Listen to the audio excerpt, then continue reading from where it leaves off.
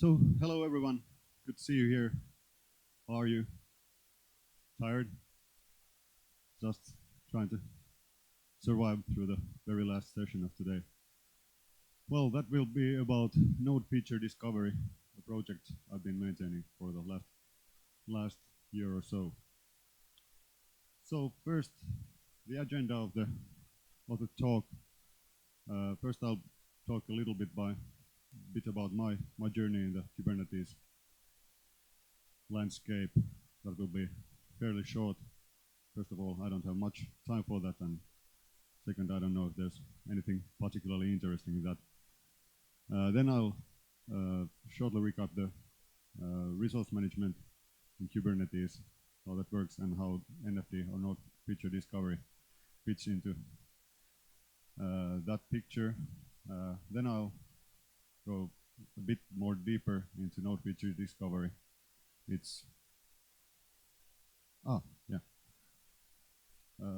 NFD, its architecture, details, deployment, and some usage examples. Then I'll have a short demo, and lastly, I'll talk briefly about the future of the project.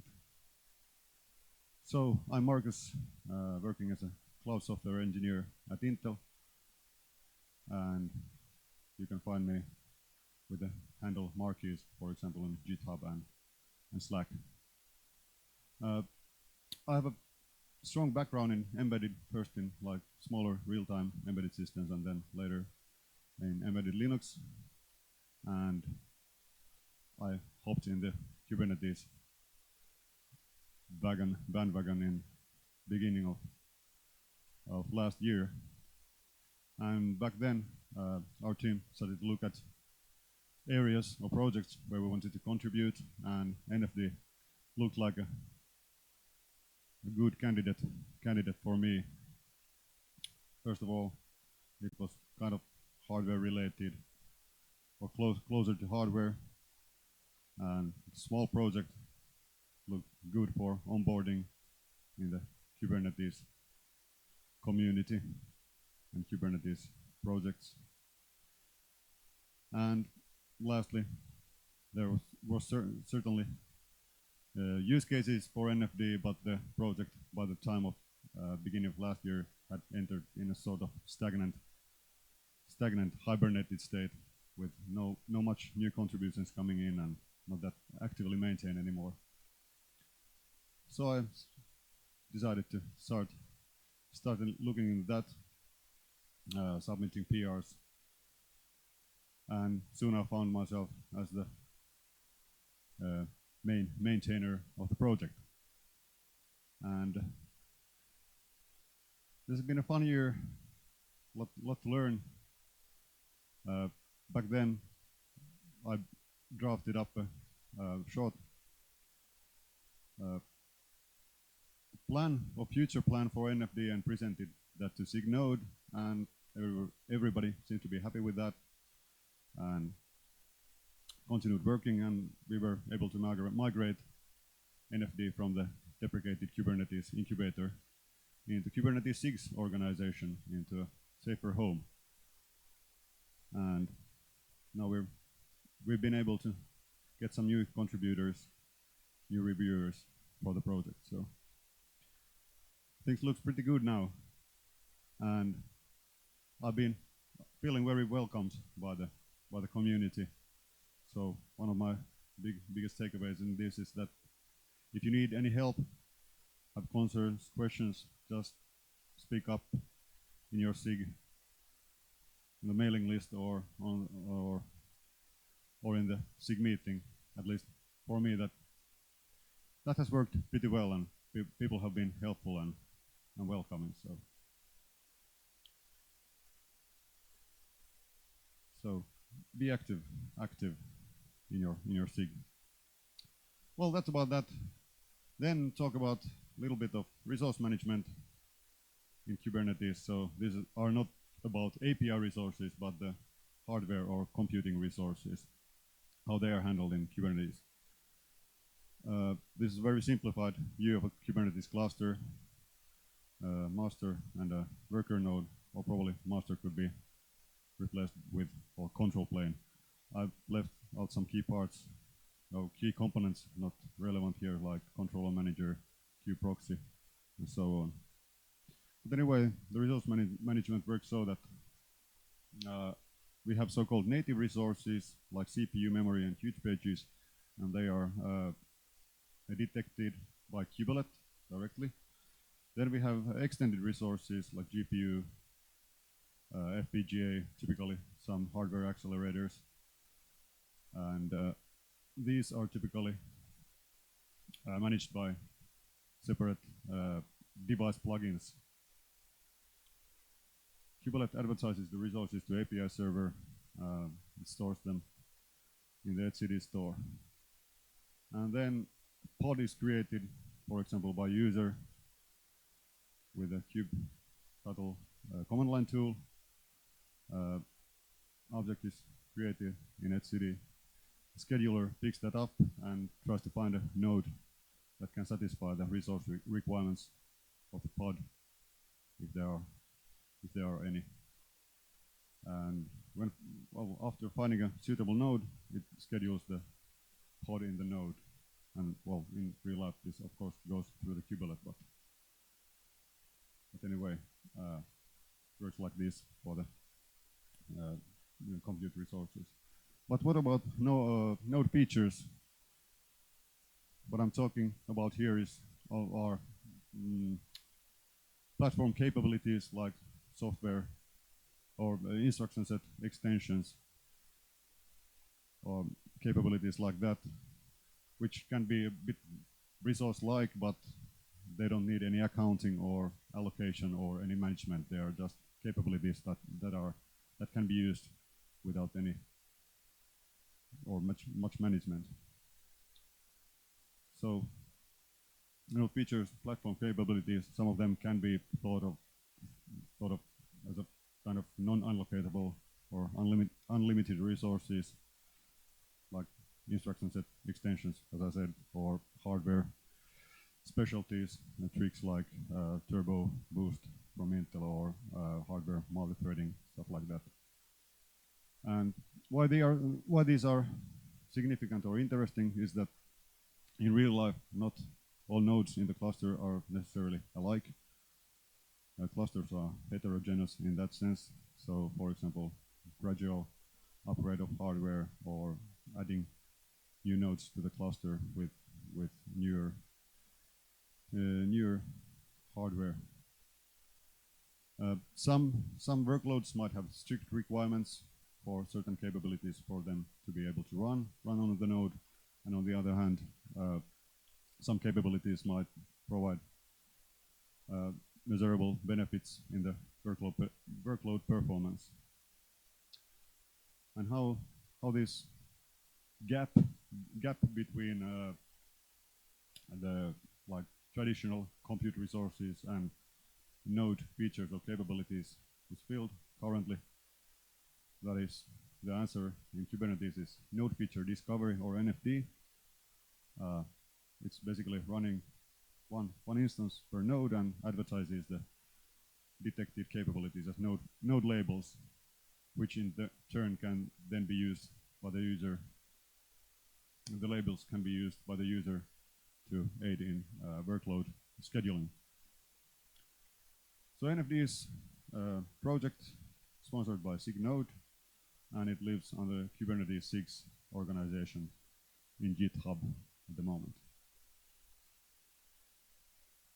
Then a bit deeper into NFD, the architecture, simple view like this.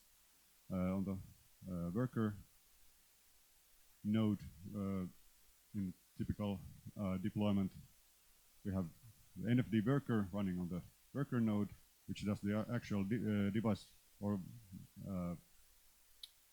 feature discovery, and NFD-Master typically only runs on the master nodes. And NFD-Master is the one responsible for actually creating the node labels and annotations. So, in other words, it is responsible for updating the node object in the cluster. NFD master is essentially a gRPC server. It listens to requests, gRPC requests from the NFD-Worker. It has support for MTLS. It does some filtering on the labels so that the worker nodes cannot create arbitrary labels, only labels that are allowed. And it has a node update part which basically creates labels and annotations in the node. NFD-Worker is a bit more complex piece of software, still quite simple.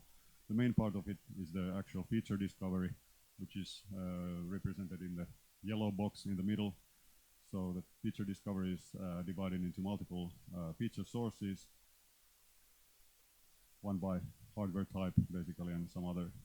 It has simple configuration handling, then a gRPC client talking to the NFD master, and in the lower left part we have hooks and feature files. These are essentially ways to customize and extend NFD in a pluggable way. And from the discovery part basically uses mostly simple kernel interfaces like sysfs and procfs to discover the capabilities, and also reads some data from boot and etc from the host. But essentially NFD is kind of read-only component, so it doesn't do any modification in the node it is running on. It only reads from the etc and boot, for example. Then about feature sources, basically discovery is organized into a set of feature sources. We have hardware sources like CPU, IOMMU and so on, and then some other kernel system and local source, and local is basically for customization. And the node labels have a certain scheme or pattern. First there is a standard label namespace feature node cates.io, and then name of the feature source, then dash name of the feature, possible additional attribute, and then value. And this by default it does rediscovery and labeling of the nodes every 60 seconds. Then let's go quickly through the different feature sources. CPU source has few features that it detects. CPU ID is basically CPU ID or CPU capability flags directly from the CPU ID instruction on x86, such as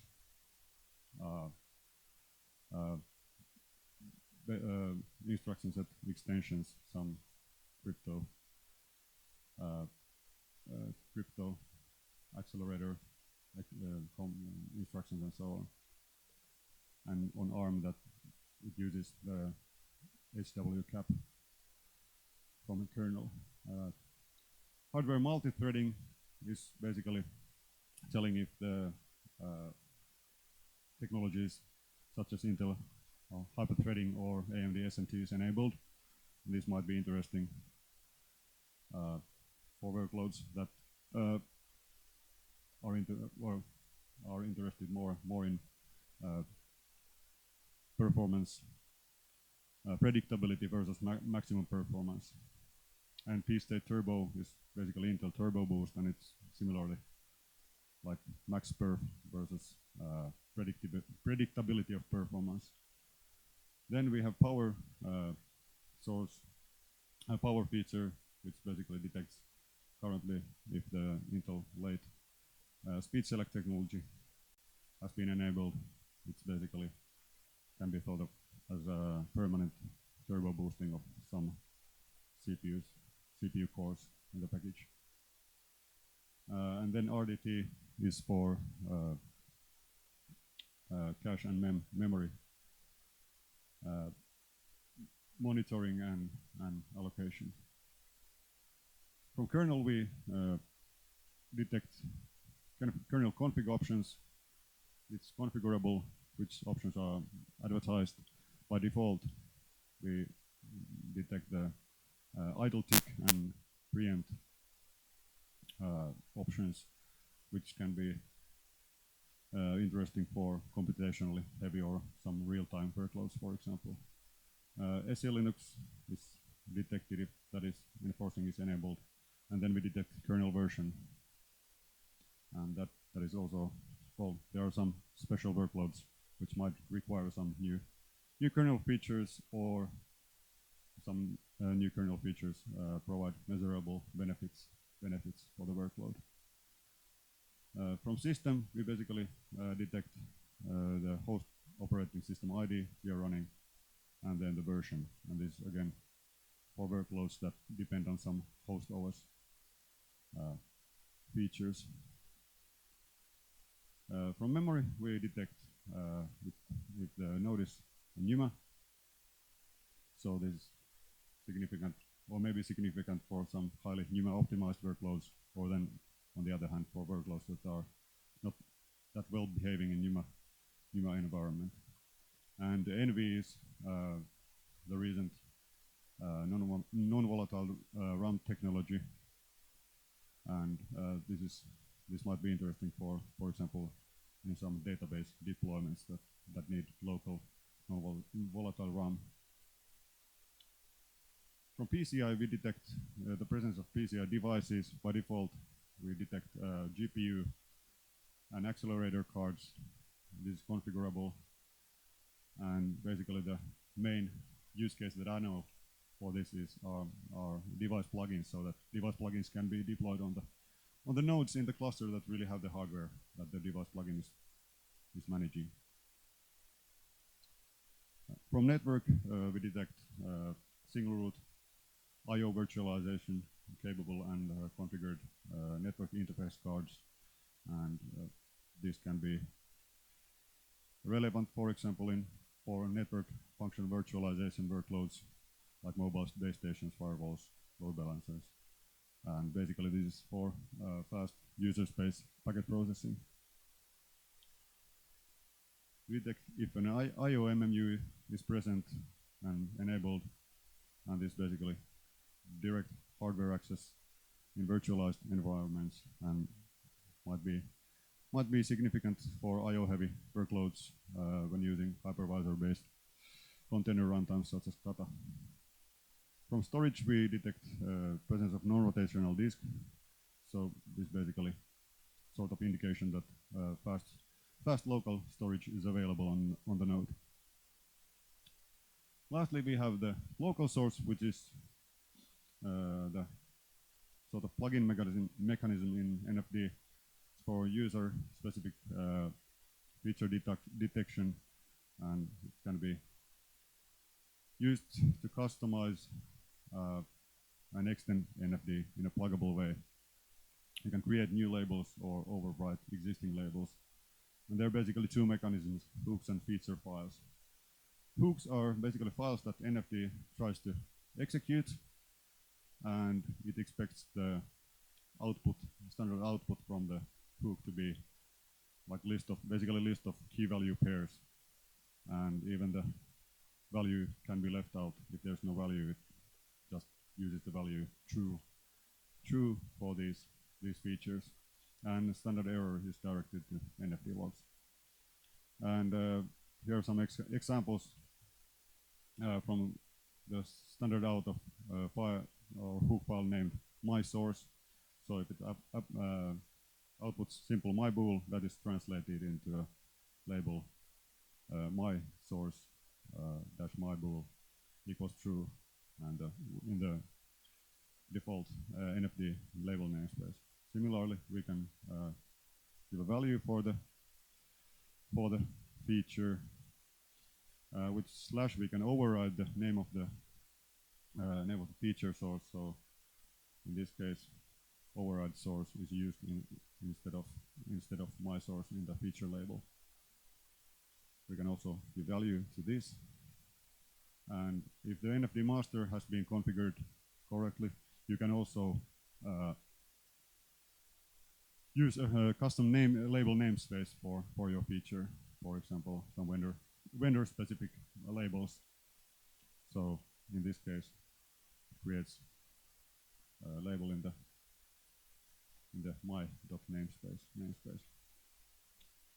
Feature files are similar to hooks, but they are simply files that NFD tries to read, and the file contents is directly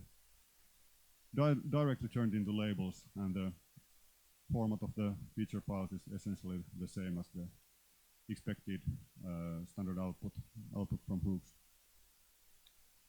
NFD has some configuration options. NFD-Worker basically has some configurability through configuration file. There are 3 configurable sources at the moment. CPU, you can black or whitelist the CPU ID flags that gets published, and from kernel you can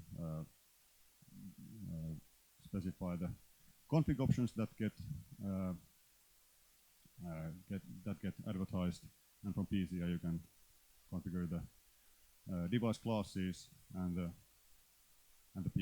device classes that get detected, and the format of the PCI labels. So which PCI ID fields are advertised in the label. Few examples of NFD deployment. We basically provide three example deployments in the NFD repo.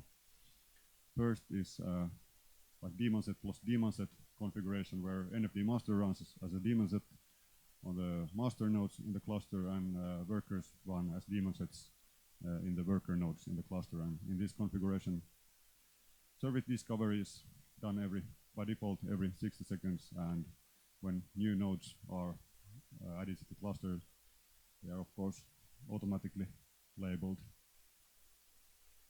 Then NFD, the other example deployment is daemon set plus job, where master is running as daemon set in the master node, and NFD workers are run as batch jobs on the nodes. This might be useful in pretty very static clusters, for example, where no new nodes are expected, or no hot pluggability is expected, or in cases where you really don't want to run anything extra on the worker nodes.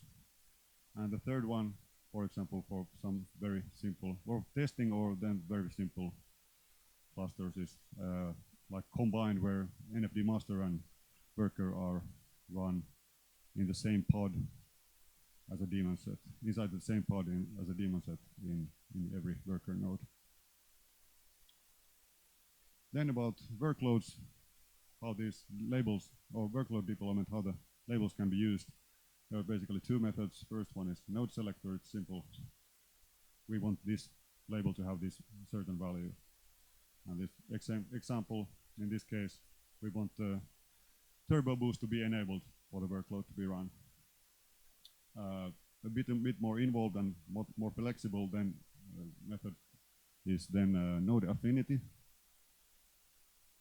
It has basically 2 different kind of requirements you can specify. First is like hard requirements required during scheduling, ignored during execution, where you can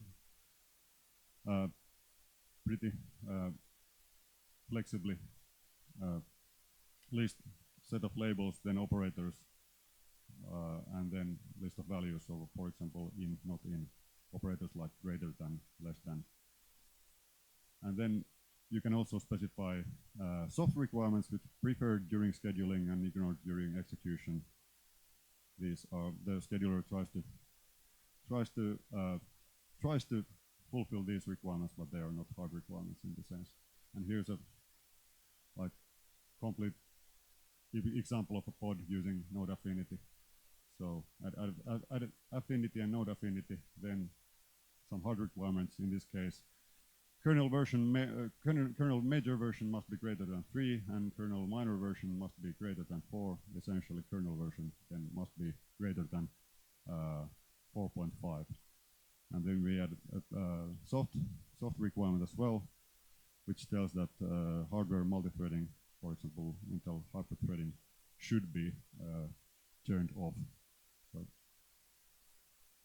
that's an example of node affinity. Then, short demo. I'm going to deploy NFD in a cluster and then deploy Intel GPU device plugin on the nodes that have Intel GPUs available.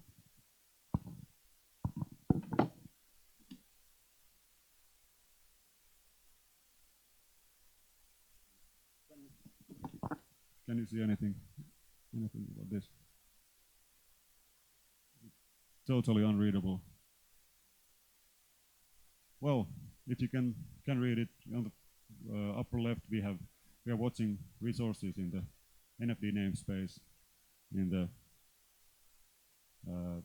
middle left we are watching API resources in the demo namespace, and then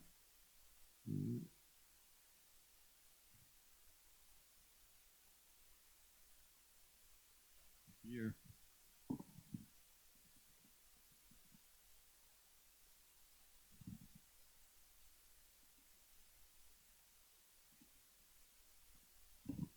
in the rightmost window we are watching nodes, basically their labels, annotations, and extended resources.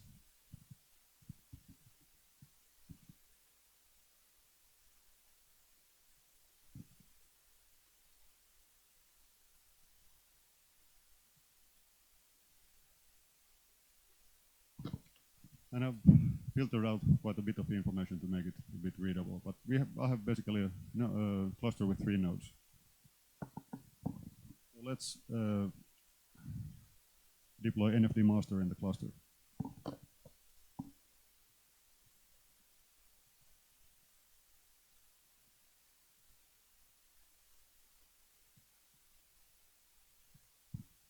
We can say in the NFD namespace we should see, daemon set and service NFD master and pod appearing, and then on the right side we see that NFD master annotated itself on the master node. Then let's deploy NFD-Worker.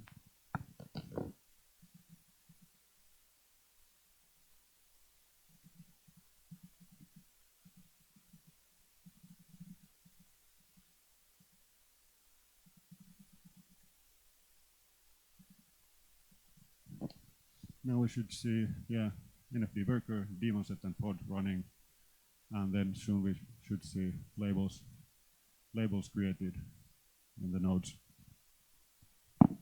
And then let's deploy GPU plugin.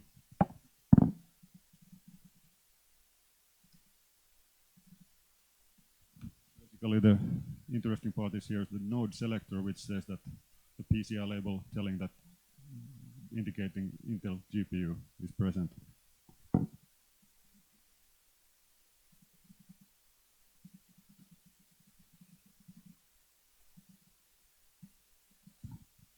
So now we see the GPU plugin daemon set being created in the demo namespace, and soon we should see in the very low corner of the node 3. Okay, now we see that Intel GPU extended resource was created on the node. Well, that's it. Running out of time, so let's get forward. So, shortly about the future of the project. We are trying to get NFD operator soon upstreamed. Red Hat has been working on that and in downstream and trying to get that upstream. Trying to enable multi-arch builds in the near future. There are some usability and configurability improvements that I'm planning to have. Then possibly support for extended resources in NFD, but we haven't discussed this in SIG-Node yet. And we'd like to have a logo for the project to make these presentations a bit more appealing. So please contribute if your graphical skills are better than mine or the other guys. in the project. And then the usual boring usage examples, documentation, improvements. So, if you want to help or are interested in the project, feature requests, bug reports are very much welcome, as of course patches, and also you can tell us your story, how you are using NFD or would like to use NFD, and I'm planning that probably we should try to collect the usage examples somewhere in the NFD repo in a more organized way, so that would be useful for other people to see the actual use cases. So here's still once more the address or GitHub URL for the project. I think that was it for today. We have some time for questions, 4 minutes if you have any. Yes. There you have a mic. How do you secure the communication between the NFD nodes and the master? So suppose you have a nasty application running in your cluster. Could it connect to the NFD master and override the results for a certain node? Well, MTLS is the way to TLS, so mutual TLS authentication between. How do you generate the certificates when a new node comes online? Well, we don't have any automation for that, so that's up to the user currently. So how to provide or create the certificates and provide them. So there's no automation for that at the moment. But basically the nodes might have like one single certificate for the nodes and one for master. So you could use a single certificate for all worker or NFD workers. And if you want even more security, you can of course have like per worker node certificates.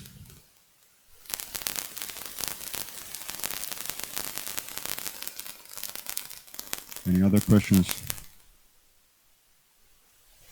Okay, I guess that's it for this conference. Thank you.